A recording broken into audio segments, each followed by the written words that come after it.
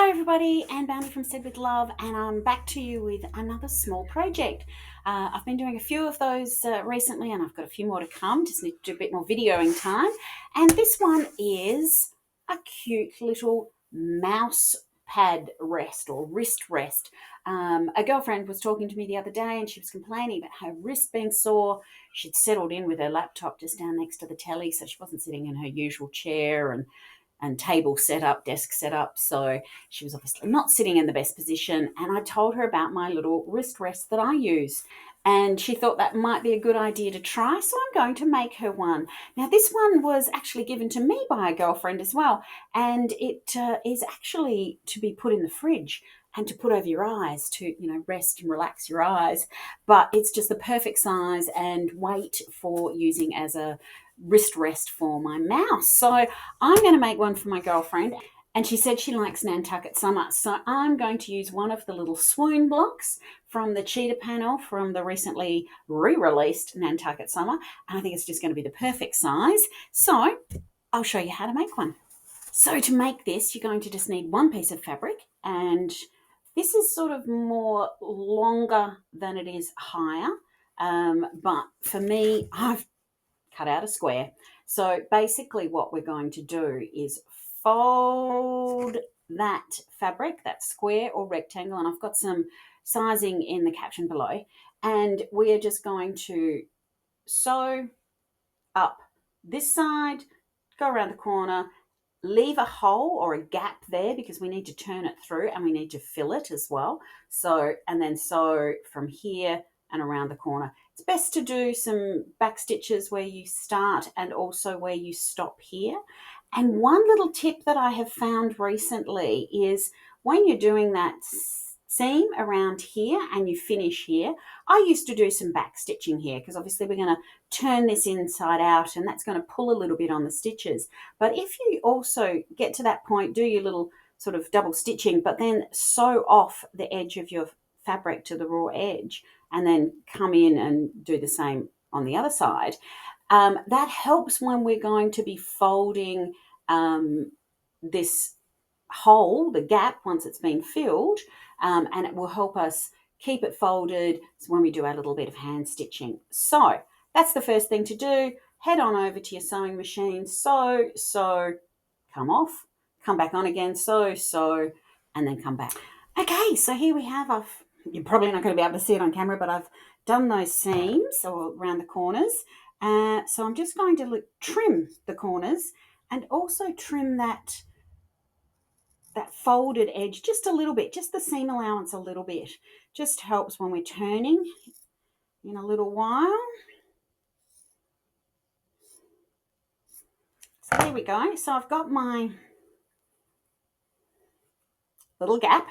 So what I like to do is before I fill it, I'm going to obviously turn it through, but I'm also going to press it. So I'm turning it through, and I'll get a little, got a pen lid here. I do have a nice little turner tool, but I'll use my little pen lid for the moment. Just get those corners so that they're popping out nice and square. There we go. Last one. So there we have, doesn't it look cute with the little half a swoon block? That's sweet. So I'm just going to go and press this and then I'll show you how to fill it. So to fill these, I have a cute little funnel. It's just a small one and it will just fit into the little hole that I've left in, or the gap that I've left.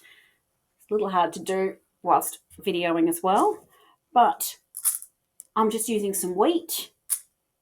Put the wheat in the top of my funnel and it goes in nice and easily. I'm also going to pop in just a little bit of some lavender so that it not only has the wheat for a bit of weight and ability to sort of squish your wrist in, but the lavender will give it a nice smell. So hopefully she'll be relaxed while she's working on her computer.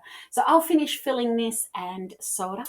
Okay, so as I said, I used my little funnel with a bit of wheat. I just went and got a cup of wheat from the old chook food container outside, and a little bit of lavender. So literally just like 3 or 4 pinches of lavender, just to give it that little bit of lovely fragrance without being overwhelming. And for the amount that you put in, it really depends, but I like to be able for my wrist to get a little bit of a dent in there. So not super packed full, with a little bit of space to move. So the last part of our process is to sew up our little open gap, which I've got just being held together with some wonder clips. So I've grabbed my little sewing kit, and it's got everything I need. My little scissors, little travel scissors, oh, they're the tiniest and cutest. Got everything in here that I need, and I've got a needle, and I've already threaded it, and I've put a little knot down the bottom.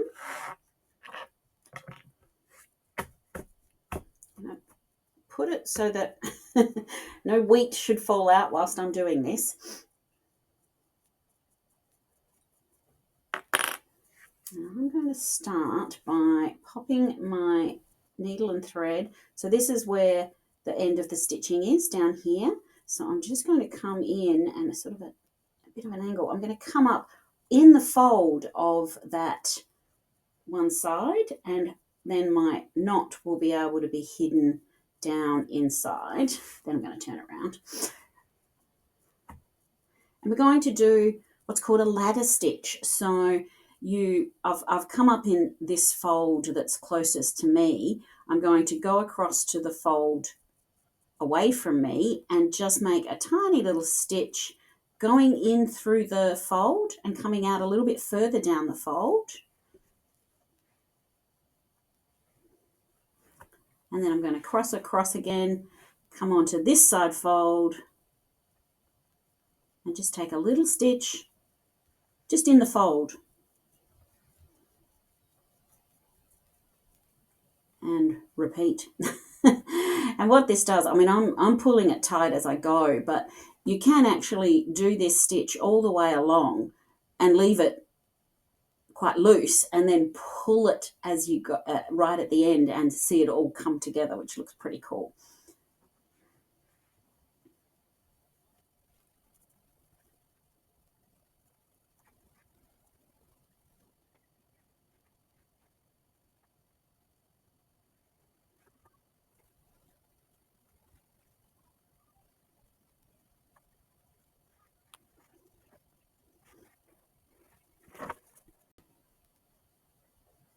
So here you can see that the thread is quite loose, and as I pull on it, it tightens and closes up the gap nicely, and you can barely see a stitch. So this just takes a little bit of time, a little bit of fiddling, and having it set like this on a table is perhaps the easiest way. I don't want my wheat and lavender going anywhere.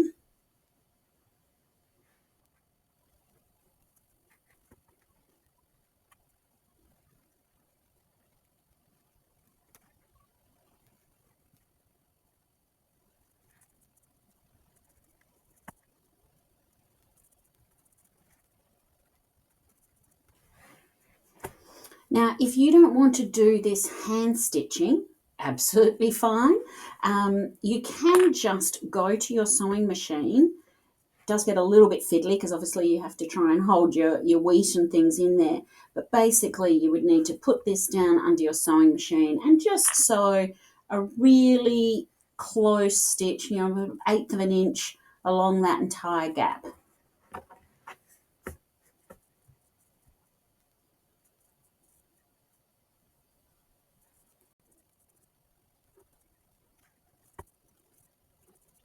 If you're also worried about this side seam being perhaps your weak point, you could also leave your gap at the end of your little wheat bag, sewing here, leaving a gap, and then sewing all the way around.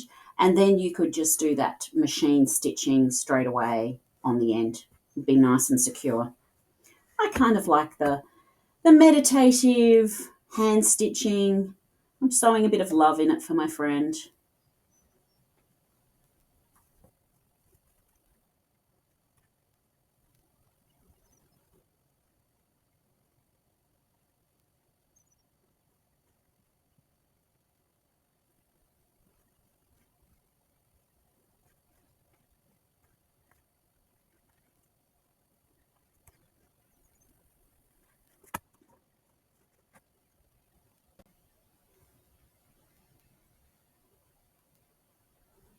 Okay, so I've gotten to the end of my gap. I've done it. I'm just going to do a knot, and then once I've made a knot, I like to put my needle back through my work and just bring it out a little bit somewhere further away, just to take any sort of pressure off that knot.